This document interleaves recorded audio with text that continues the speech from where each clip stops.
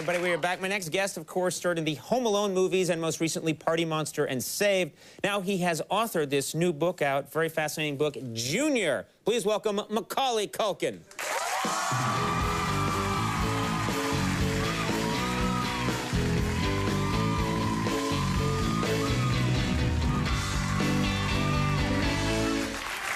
How are you? Good. How you doing? I'm doing very well. All Please. liquored up? Yeah, I'm all liquored up now. Nice. I must stink. No, I didn't have that much. I didn't get crazy because my whole pompadour just falls when I drink. I can't have that. Now, there's a lot to talk about here. First of all, and we won't get too far into it because it's very hard to explain, but this is not really a memoir. It's sort of part memoir. It's drawing from your life, but it's also some fiction. Yeah, it's kind of, I guess it's part real and part totally made up. It's a fun just collection of short stories and essays and just a mishmash of just weird things. Right, and sort of drawing from your life, as any author would. And one of the strange things that caught my eye right away is I flipped just accidentally to the dedication page. And the book is dedicated to the program Saved by the Bell.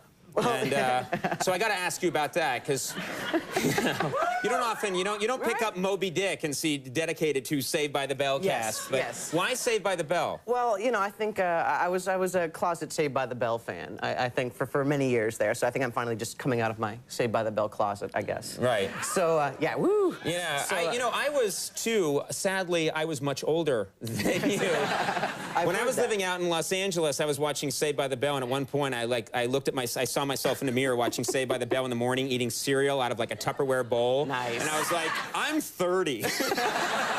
Well, we even developed a drinking game for it and everything like that. You have a drinking game? Yeah. You and your friends have a Saved by the Bell drinking game? Yeah, it's like every time someone refers to, Screech is Samuel, you have to take a drink, and every time, Sack is called Preppy, and every time you see the parents, because there's never parents, you have to take like 10 shots. So, wow. So when things, it sounds like you're picking a lot of things that don't happen that often. Well, my drinking game was anytime they're in school, I drink.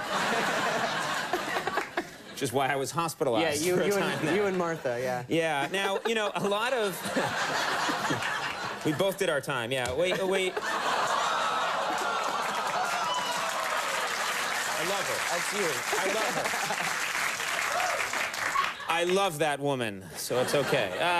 Now, this is interesting. So many people, when a celebrity, when a known person writes a book, people always go right to what's the shocking expose. What's the shocking secret we're learning about the celebrity in this book? And yours is quite shocking. You say in this book that one of your eyes is bigger than the other. Well, in this business, you end up seeing a lot of pictures of yourself. And so it's like you just nitpick everything. So it's like there's this whole section where it's like there's not even spaces, with all the words. And it's like one eye bigger than the other and a crooked nose and like all that stuff. Because you really dissect your face because sometimes it's so big. Well, mine is big anyway, but yours was...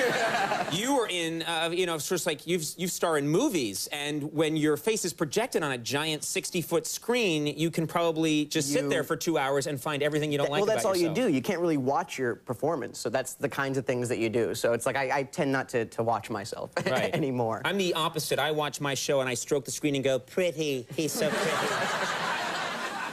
Which is sad. I don't like to, get dirty here, but we have to talk about this. You reveal in this book that you have a pet name. Oh, boy. Which some people do for your penis. Well, it's not so much mine, really. I did a...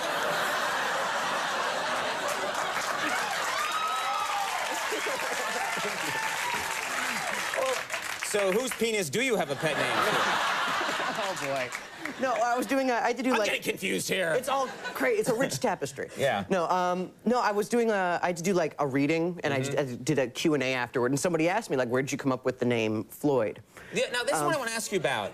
The nickname for your penis is Floyd, which is the name of a barber. It's. I didn't come up with it. Okay. Like, if I was going to come up with it, it would have been like Krull, the Conqueror, or like or like something like Enrique, but no. Enrique. Something Latino or something. You'd have to draw a mustache on it. At that point. So, Enrique, ¿qué pasa? No, Very crazy. It was kind of bestowed upon me, I guess you could say. Floyd, yeah, it just doesn't sound like beware, Floyd. That's. If I was going to pick something, it probably wouldn't have been that. But there you go. It's now the world it's in print. It's in print. You can talk about it now. Now, one talent you have that I didn't realize that you had was that you are. You love tongue twisters, and actually, occasionally, you apparently like to write them. Yeah, it's just fun. Sometimes it was kind of just more of a phase, I guess. But I was like, how many H words can I put in a paragraph, or you know, that kind of thing. And you did. You jammed a whole bunch of. You actually wrote a very difficult tongue twister with H. You know, yeah, all words all starting those kind of things. I think it was more of a phase than anything else. But a bunch of them kind of found their way in there. So it's a fun book full of just fun little things like that. You know? Right. Yeah. Did you, and you know one of, do you know your H tongue twister? Well, it was so long ago when I wrote it, so I don't know.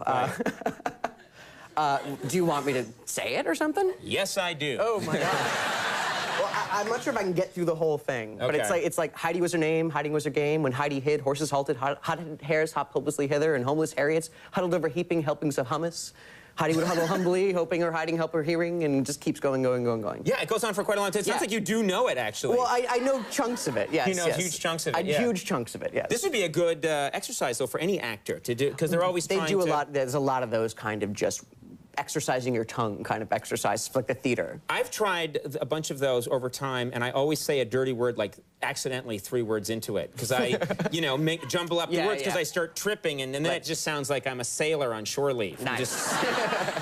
Now, many celebrity authors, you're sort of, even though this is not exactly a memoir, or there's fiction, it's nonfiction blended together, you're sort of leaving yourself open a little bit to criticism. Is that the kind of thing that you're prepared for? Yeah, it's totally frightening. I mean, the whole experience is frightening, because I'm putting my words out there in a way that could just be twisted or you know, just made to be tabloidy or delicious and things like that. But I kind of just, it's a great process for me, and it's just so, it's a good kind of frightening. Like, I'm totally scared to death doing it, but then when I come out the other end of it, I'm so glad that I did it. Like, doing these signings and readings at bookstores. And you've been getting an incredible turnout, too. It was really cool. I kind of expect nobody to show up. So when anyone does, I guess, I'm relatively pleased. Well, our producer stopped by one of them and said it was just, you know, thousands of people. It was crazy. It was really crazy. Like I said, I don't expect anyone to show up. So it was a really big turnout. It was really intimidating. I'd never read